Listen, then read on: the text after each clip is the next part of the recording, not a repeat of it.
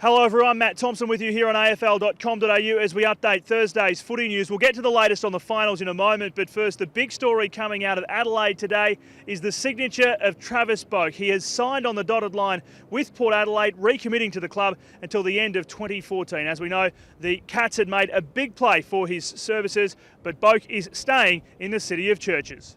It's great it's all over now, and I'm really glad I'm staying with the club and really looking forward to the future. But yeah, it was obviously a pretty long year and I had a lot to think about, and it was something I couldn't take the decision lightly. And I had a lot of chats with my mum and my sisters, and the support I've had from them and the club and the supporters this year has been fantastic. I spoke with them constantly throughout the year and also the club, and I think it was towards the end of the season I really really wanted to stay here. I think through my whole time I've been here, I love the club and I've always wanted to be here. It's just the family reason. The Magpies have spent the day weighing up a decision on Chris Dawes, but it's just one element to consider ahead of tomorrow night's qualifying final against Hawthorn. They average over 120 points a game against anyone, so I mean they're clearly the best team all year. They score really heavily.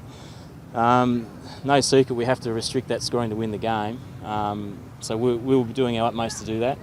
As long as we get the effort in the contest that we're after. At Waverley, Alistair Clarkson was in no mood to talk about Collingwood's Dawes dilemma.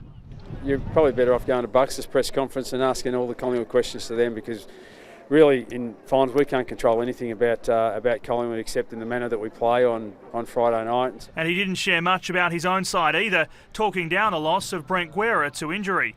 In fact, last time we played against Collingwood, Gu was out through suspensions. But as for who'll come into defence... Yeah, we got some thoughts, but we'll reveal them later rather than now. In Sydney, the Swans say they've learnt a lot from their late season losses and are ready to strike in Adelaide. Kieran Jack predicting a midfield war. I think we've just got to back our system in. It's going to be our midfield versus theirs, and we're going to try and negate them, but then try and hurt them as well. The prize at Amy Stadium is huge, a home preliminary final for the winner. Carrot's there. I mean, if that doesn't fire up to really come and compete, nothing will. So we know we put in a really, really hard-nosed performance this week, and that's that's going to give us that opportunity of getting a home prelims. North Melbourne flies out to Perth tomorrow ahead of Sunday's elimination final against West Coast. Recovering from his calf injury, Daniel Wells will make the trip, but says doctors will make the final call on whether he'll play. You don't want to get too emotional about it, because you could be, become a liability. So, they know exactly where my calf's at and, what I'm capable of doing. So, make sure I train well today to put my hand up. After a 4-year gap between finals appearances, the Kangaroos are clearly pumped, insisting they are not making up the numbers and can win in Perth.